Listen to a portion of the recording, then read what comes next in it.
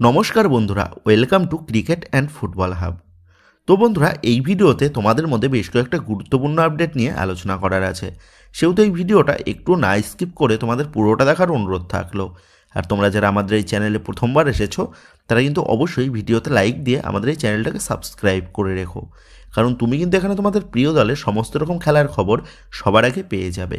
তো চলো আর দেরি না করে আজকের ভিডিওর মেন টপিকগুলো নিয়ে আলোচনা শুরু করা যাক। তো বন্ধুরা, তোমরা জানো গত মৌসুমে মোহনবাগানকে লিগ শিল্ড এবং কাপ এনে দেওয়া আইএসএলের অন্যতম সফল কোচ হোসে মলিনাকে বিদায় জানিয়ে দিয়েছে মোহনবাগান ম্যানেজমেন্ট, এবং তার পরিবর্তে মোহনবাগান দলে যোগ দিয়েছে আইএসএলের আর এক সফল কোচ সার্জিও লোবেরা, যে সার্জিও লোবেরার হাত ধরে ইতিপূর্বেই এফসি গোয়া এবং মুম্বাই সিটি এফসি এই দুই দল তারা কিন্তু সফলতার মুখ দেখেছে। তো সেই প্রত্যাশা অনুযায়ী এক চ্যাম্পিয়ন কোচকে বিদায় জানিয়ে আর এক চ্যাম্পিয়ন কোচকে দলের হেড কোচের পদে নিযুক্ত করেছে বাগান ম্যানেজমেন্ট। তবে এবার প্রশ্ন হচ্ছে, সার্জিও লোবেরা তিনি কি মোহনবাগান দলে এসে সঠিক কাজ করলেন নাকি ভুল কাজ? তো এবার তোমরা ভাবতে পারো আমি হঠাৎ কেন এই রকম কথা বলছি।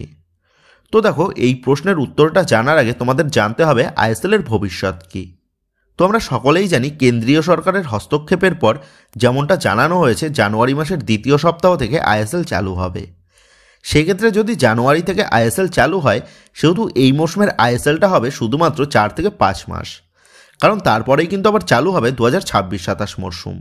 সেহেতু এই মৌসুমের আইএসএলটা শুধুমাত্র সিঙ্গেল লেগেই কিন্তু দেখা যাবে, যার কারণে প্রতিটা দলকে অল্প সময়ের মধ্যে একাধিক ম্যাচ খেলতে হবে এবং লিগটাও কিন্তু বেশ টাফ হবে। তো মোহনবাগান ম্যানেজমেন্ট তারা কিন্তু সার্জিও লোবেরার সাথে এই সিজনের জন্যই চুক্তি করেছে, মানে এই মৌসুমের আইএসএল পর্যন্তই চুক্তি করেছে সার্জিও লোবেরার সাথে মোহনবাগান ম্যানেজমেন্ট। এবং ওই চুক্তিপত্রে আরও একটা পয়েন্ট উল্লেখ করা আছে, যেখানে লেখা আছে যদি এই সিজনে তিনি দলকে ভালো পারফরমেন্স করাতে পারেন তাহলেই কিন্তু তার সাথে আবারও নতুন করে চুক্তি বৃদ্ধি করা হবে। যার কারণে মাত্র এই 4 মাসের লিগে একটা নতুন দলে এসে সম্পূর্ণ নতুন সেটআপ নিয়ে কাজ করে সফল হওয়াটা এটা কিন্তু বেশ খানিকটা চ্যালেঞ্জের বিষয়, যে চ্যালেঞ্জটা নিয়ে মোহনবাগান দলে যোগ দিয়েছেন কোচ সার্জিও লোবেরা। তো আমরা সকলেই জানি ওড়িশা এফসির সাথেও কোচ সার্জিও লোবেরার এই মৌসুম পর্যন্ত চুক্তি বাকি ছিল, এবং ওড়িশা এফসি দলে কোচ সার্জিও লোবেরা তেমন একটা সফলতা দেখাতে না পারলেও ওড়িশা এফসি ম্যানেজমেন্ট তারা কিন্তু কোচ সার্জিও লোবেরাকে দীর্ঘদিন দলে রেখেছিল। সেক্ষেত্রে যদি এই মৌসুমেও তিনি ওড়িশা এফসিকে মোটামুটি একটা রেজাল্ট এনে দিতে পারতেন, তাহলেও কিন্তু ওড়িশা এফসি ম্যানেজমেন্ট তারা সার্জিও লোবেরার সাথে আবারও দীর্ঘমেয়াদী চুক্তি সেরে নিতে পারত। সেখানে দাঁড়িয়ে তিনি ওড়িশা এফসির সাথে চুক্তি ছিন্ন করে মোহনবাগান দলে যোগ দিয়েছেন একটা কঠিন চ্যালেঞ্জ হাতে নিয়ে। তো আমরা সকলেই জানি মোহনবাগান ম্যানেজমেন্ট তারা কিন্তু সবসময় সফলতা চায়। সেক্ষেত্রে যদি মরশুম শেষে কোচ সার্জিও লোবেরা তিনি মোহনবাগানকে শিল্ড বা কাপ চ্যাম্পিয়ন করাতে ব্যর্থ হয়, তাহলে কিন্তু সার্জিও লোবেরা তিনি মোহনবাগান দলের চাকরি হারাতে পারেন, যার কারণে তার ওপর কিন্তু আবারও নতুন দলের দায়িত্ব পাওয়ার বিষয়টা নিয়ে একটা চাপ তৈরি হবে। তো এই সমস্ত বিষয়গুলি বিচার করলে কোচ সার্জিও লোবেরা কিন্তু বেশ খানিকটা চাপের ডিসিশন নিয়েছেন মোহনবাগান দলে সই করে। তবে আমরা কিন্তু কোচ সার্জিও লোবেরাকে বেশ ক্ষুরোধার মস্তিষ্কের কোচ হিসাবে চিনে এসেছি। সেক্ষেত্রে আশা করা যায় তার মধ্যে যে রকম কোয়ালিটি আছে তাতে তিনি মোহনবাগানকে সফলতা এনে দিতে পারবেন, আর তা পারবেনই না বা কেন?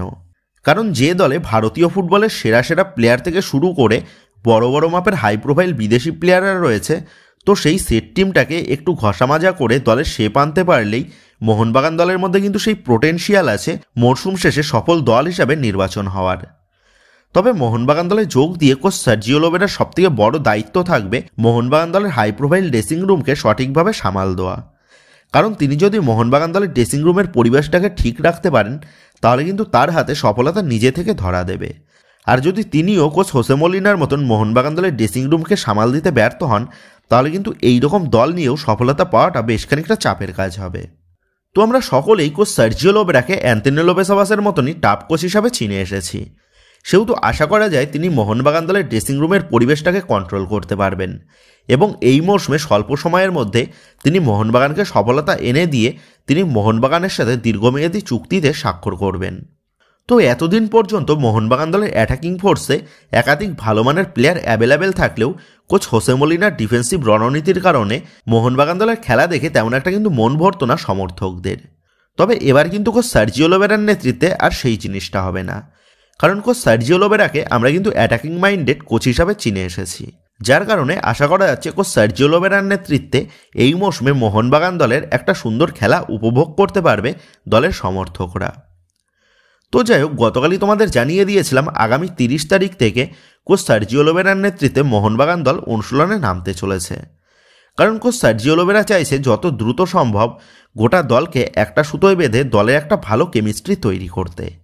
আর তার মূল কারণটা হচ্ছে দলের প্লেয়ারদের মধ্যে যদি সঠিক বোঝাপড়া না তৈরি হয় তাহলে কিন্তু ম্যাচ জেতাটা খুব চাপের হয়ে যায়।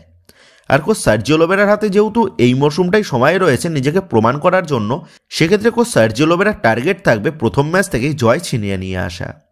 আর সেই কারণেই তিনি কিন্তু দ্রুত গোটা দলকে নিয়ে অনুশীলনে নামার সিদ্ধান্ত নিয়েছেন। আর যেমনটা আপডেট, আগামী পরশুদিন থেকে অনুশীলনে নামার জন্য ইতিমধ্যেই মোহনবাগান দলের প্লেয়াররা তারা কিন্তু শিবিরেও যোগ দেওয়া শুরু করে দিয়েছে, যাদের মধ্যে বেশ কিছু ভারতীয় প্লেয়ার তারা কিন্তু অলরেডি কলকাতায় পৌঁছে গেছে। এর পাশাপাশি দলের বিদেশি খেলোয়াড়দের মধ্যে গতকাল রবসন রবিনও সেও কিন্তু চলে এসেছে কলকাতায়। এবং যেমনটা আপডেট, আগামীকালের মধ্যেই মোহনবাগান দলের সমস্ত স্বদেশি এবং বিদেশি খেলোয়াড়রা তারা কিন্তু শিবিরে যোগ দিয়ে দেবে। সেক্ষেত্রে আশা করা যাচ্ছে আগামী পরশুদিন থেকেই গোটা দলকে নিয়েই অনুশীলনে নেমে পড়তে পারবেন মোহনবাগান দলের নতুন হেড কোচ সার্জিও লোবেরা।